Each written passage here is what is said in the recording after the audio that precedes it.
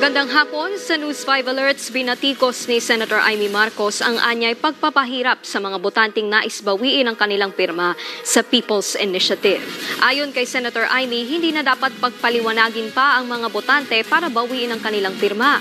Kasunod yan ng inilabas na withdrawal form ng Commission on Elections o COMELEC. Kung ang senadora raw ang tatanungin, dapat ibasura na ang mga naipong pirma, gayong illegal naman ito at hindi naaayon sa konstitusyon. Samantala, nilinaw naman ng COMELEC na may rason o wala, tatanggapin pa rin nila ang withdrawal forms.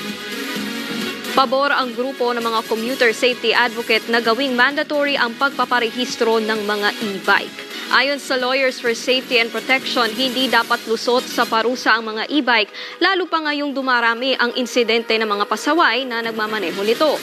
Mas lalong dapat daw may lisensya ang mga driver na ipinapangpasada ang mga e-trike. Sa ngayon, pinag-aaralan ng LTFRB na imandato ang pagpaparehistro sa mga e-bike at e-trike, pati ang posibleng pag-require sa mga driver na magkalisensya.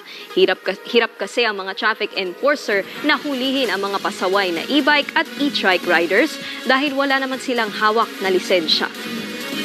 Para sa iba pang mga balita, pumunta lang sa news5.com.ph, pati na rin sa News5 Facebook, YouTube, TikTok at X social media pages.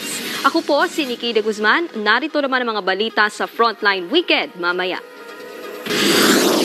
Tinangay na sanggol sa Maynila na ibalik na sa kanyang ina. No video, no refund policy ng mga online seller, illegal ayon sa DTI. At kilalanin ang mga kandidata ng Miss Universe Philippines 2024.